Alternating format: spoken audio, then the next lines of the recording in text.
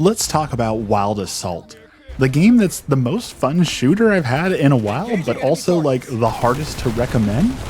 The premise is simple, it's Battlefield, but what if furry?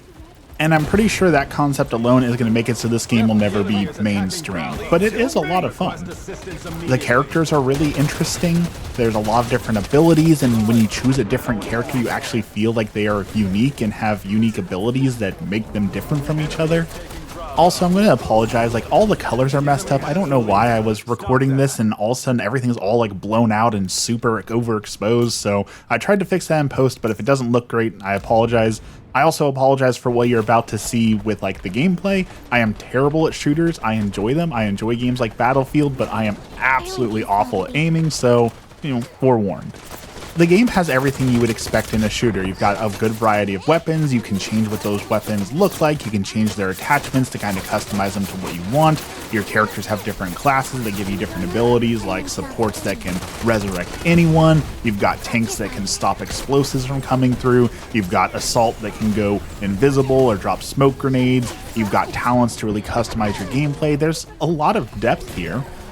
So if it's got depth, it's got lots of weapons, it's got interesting characters, an interesting world, and it's fun, why is it not doing so hot?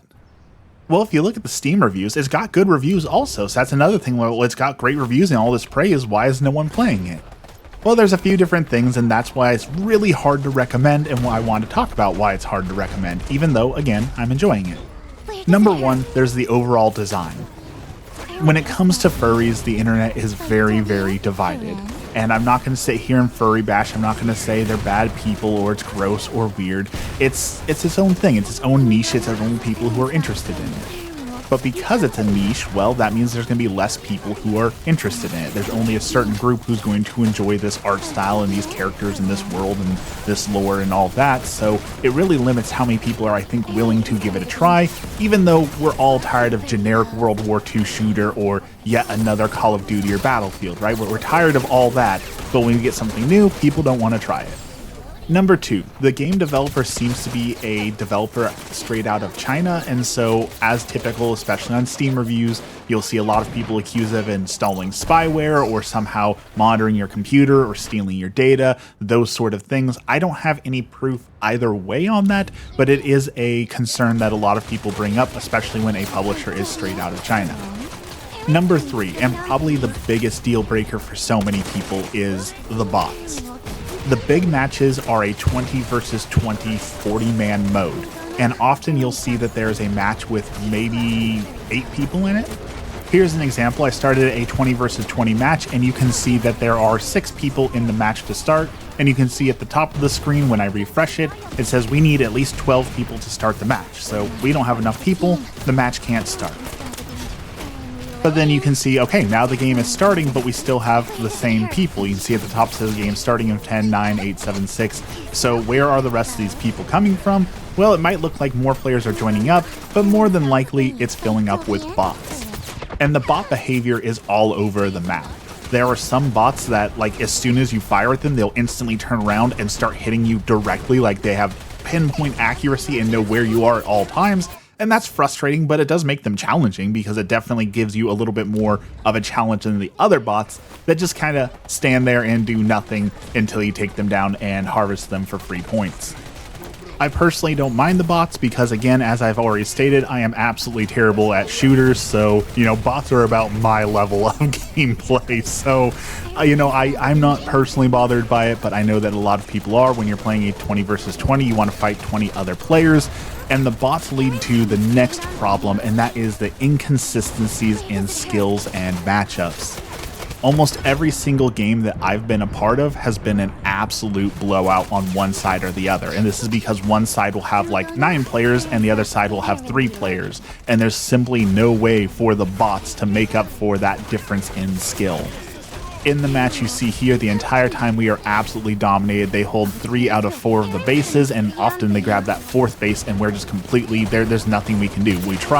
I try swapping classes to offer support, I try swapping sniping to take out the key players. There's just simply nothing we can do because their team has more real players on it with more skill, and there's just no way to win in this position. But when you do have an even matchup, it is really great. One thing I really love is you see at the top there are 4 bases, but there's also a neutral item that will randomly drop, and that will give you a chance to get some catch-up points or give an extra lead over the enemies. It can be really game-changing, and it changes the whole flow of the map, because instead of just defending the bases or pushing against the bases, now you've got an extra objective, you're switching people around. It adds a nice little element to the gameplay. So again, really fun, really unique idea, but it's just not enough, I think, to keep people here. And then let's talk about the elephant in the room. The sexualization. Every video game, unfortunately, has some form of sexualization this day, and it gets old, it gets tiring. I'm tired of seeing it. I know there's a whole group of people who want it, who ask for more of it in video games. I don't enjoy it, and I wish it wasn't there, and unfortunately, this game has it as well. At one point, they patched in jiggle physics, which are more like jello physics. They're so over the top and ridiculous, it's laughable. Some of the characters, especially the female characters, make the really weird noises, like why are you making those noises, especially in a shooter? And even here in like the opening video, you've got some things that I quite clearly think this is intentional. You've got like the anime angles where it just randomly shoots to like a panty shot for no good reason. Like why is that necessary? And then on top of all these complaints, you've got the usual kind of jank you get from small developers or indie games. I don't know if this counts as an indie game, but definitely as a smaller group making it. So there's often times where it feels like you're shooting and you should get a hit, but you don't feel like you're getting those hits. You're getting randomly stuck on the environment or different things like that. Collision where you're clipping into people and you don't feel like you should be clipping into them. Sometimes where you're firing and it's hitting random objects where it shouldn't. So there's a lot of bugs. Granted, they have been great on the bugs. They have already issued 2 bug fixes within a day of launch. So clearly they are on top of it. They are trying to be active and proactive. They sent out a lot of surveys when the game was in early access, or I guess demo/alpha, where they were trying to gather feedback and trying to listen to said feedback. So it's clear that this is a passion project and they are trying to make it right by people and fix some of those bugs, but those bugs exist, and when you combine that with all the other issues, I can see why a lot of people just won't get into the game. Not to mention that it is paid early access, which I know a lot of people shy from, and then there's a battle pass on top of that. It's just got so many things working against it, I don't think the game will ever hit the mainstream. One nice part about that, though, is there certainly is a community. Like, the Reddit is under 500 people, just to tell you how small the game is. However, because of that, when you actually see other people in the game, you start to know them, you start to see them, you start to realize who they are. And it really gives you an interesting like rival system where you see the same people over and over and over again.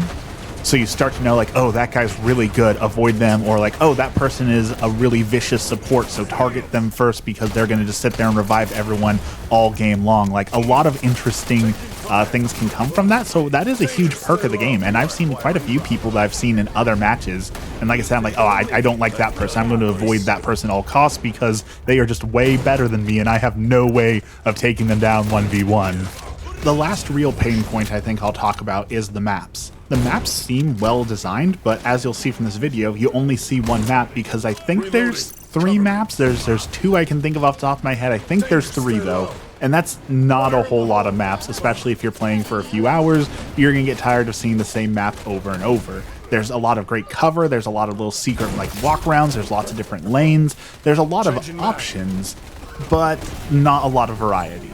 And a map like this where there's obvious kill lanes, when you're fighting bots, like they're just gonna run right down this lane and it's just free for the sniper, which again feels great. You feel really awesome until you realize you're just shooting poorly programmed bots, and where's the fun in that? Overall, it's a fun game. I just don't think it's going to make it. I think with the lack of players, you're going to have a few dedicated people, but for the most part, most people are going to move on to the next shooter, the next big thing when it comes out. I think Marathon is coming and people are all hyped for that, so I don't think this game really stands a chance, unfortunately. I also fear that once they start to lose players, they're going to do things to draw people in, which is going to be, again, even more sexualization, even more skins, things like that. That's just going to ruin it for the few people who are there. So there you have it. That's Wild Assault. It's a lot of fun. I enjoy playing it, but it's got so many flaws that it's hard for me to go out there and say, hey, go and buy a copy and play it. But if this review hasn't scared you off, I'd love to see you out on the battlefield. Thank you for watching, and have a blessed day.